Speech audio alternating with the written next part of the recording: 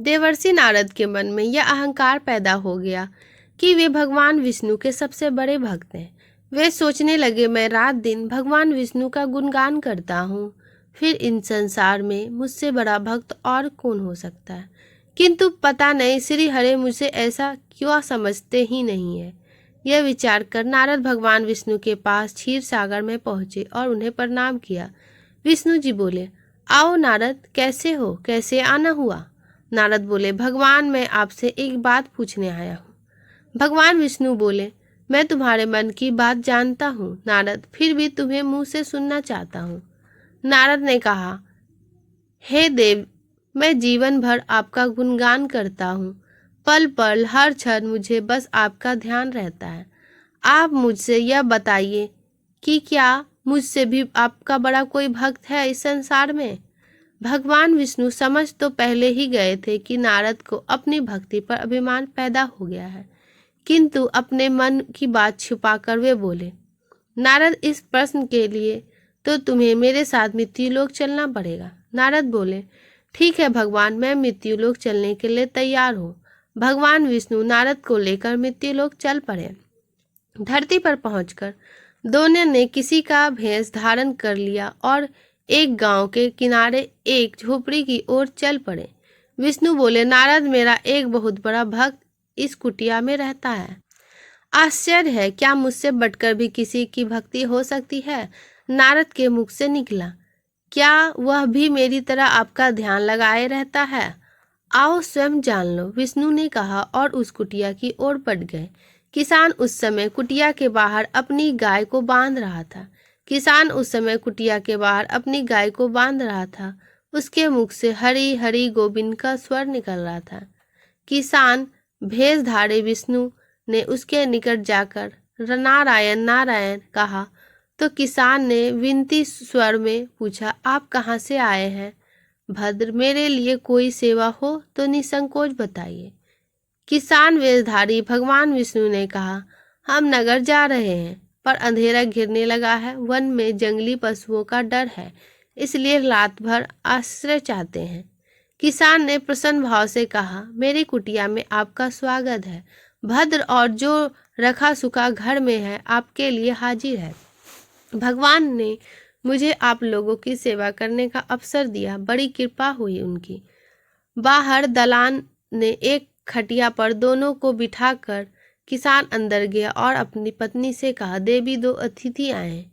किसान की पत्नी उस समय अपने बच्चों को भोजन परोस रही थी। धीरे से आते बर्तन दिखाई, बोली, घर में इतना सा ही आटा और ये बच्चे और भोजन मांग रहे हैं। किसान बोला, कोई बात नहीं, हम अतिथियों को भर पेट भोजन कराएंगे, तुम बच्चे को आज कांजी बनाकर पिला दे। नारद और भगवान विष्णु ने उन दोनों का सारा वार्तालाप सुना, फिर भी परीक्षा के लिए भोजन की थाली पर बैठ गए। दोनों ने भर पेट भोजन कर चुके तो नारद सोचने लगे, यह सीधा साधा गृहस्थ भगवान का सबसे बड़ा भक्त कैसे हो सकता है। उधर श्री हरि ने किसान से और भोजन लाने की फरमाइश कर दी।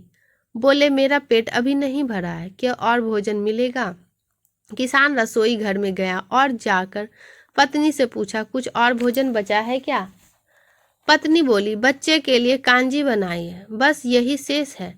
विष्णु और नारद भी पी गए। किसान और उसके परिवार को भूखे ही सोना पड़ा। भूखे बच्चे माँ का आंचल थाम कर उठे, माँ नींद नहीं आ रही है, मुझे बड़े जोर की भूख लगी है। पिताजी ने उन अतिथियों का कांजी क्यों पिला दी हमारी। किसान के बच्चे के सर पर हाथ फेरते हुए कहा, अतिथि को भोजन कराना स्वयं विष्णु भगवान को भोग लगाने के समान है बेटा। बाहर दलान में दो अतिथि अलग अलग बिस्तर पर लेटे हुए थे। भगवान विष्णु ने कहा, तुमने सुना नारद, किसान और उसके परिवार को भोजन नहीं मिला, फिर भी वे मेरे गुण गा रहे हैं। यह तो कुछ भी नहीं है, मैं तो कई कई दिनों तक भूखे रहकर आपका स्मरण किया है। अगले दिन सुबह उन्होंने देखा किसान भगवान विष्णु की मूर्ति के सामने कह रहा था, गोविंद हरि हरि, तुम सदा मेरे मन में बसे रहो, बस मुझे कुछ और नहीं चाहिए। फिर दोनों अतिथि से बोला, हरि की बड़ी कृपा है, वही जग का रखवाला है, प्रभु की दया से रात को कोई कष्ट तो नहीं हुआ। जग जब तक आप जी चाहे आप तब तक आप दोनों यहाँ रहें, मैं खेत पर जा रहा हूँ। किसान भेषधारी श्री हरि बोले, हम भी तुम्हारे साथ चलेंगे यदि तुम्हें कोई आपत्ति ना हो। नारद और विष्णु भगवान किसान के साथ उसके खेत पर गए। किसान बोला, यही है अपना खेत, अब मैं अपना काम करूंगा। गोविंद हरि हरि। नारद बोले, तुम तो सत्पुरुष हो, भगवान के बड़े भक्त हो, हर घड़ी उनका नाम लेते रहते हो। किसान बोला, अरे कहाँ, काम से जब भी थोड़ा बहुत समय मिलता है तभी उनका नाम लेता हूँ। नारद ने पूछा, कब कब मिलता है समय? किसान बोला, सुबह उठता हूँ तब, रात को सोता हूँ तब, और दिन में जब भी काम के समय मिल जाए तब।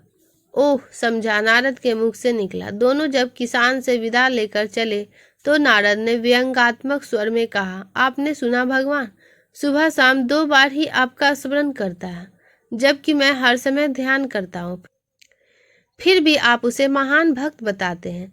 नारद की बात सुनकर श्री हरि चुप रहे, किंतु मन ही मन उन्होंने कहा, कारण भी जान जाओगे नारद।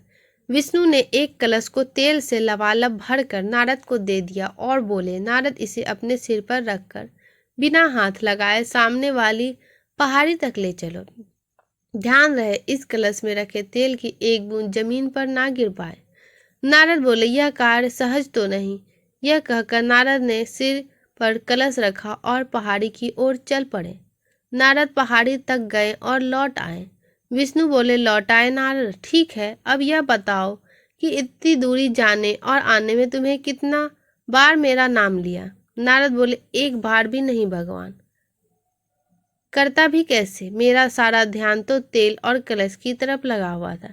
श्री हरि बोले, तब तुम्हारी सोचो, वह किसान दिन भर कठिन परिश्रम करता है, फिर भी 2-4 बार मेरा स्मरण कर लेता है, और तुम एक बार भी मेरा स्मरण नहीं कर पाए।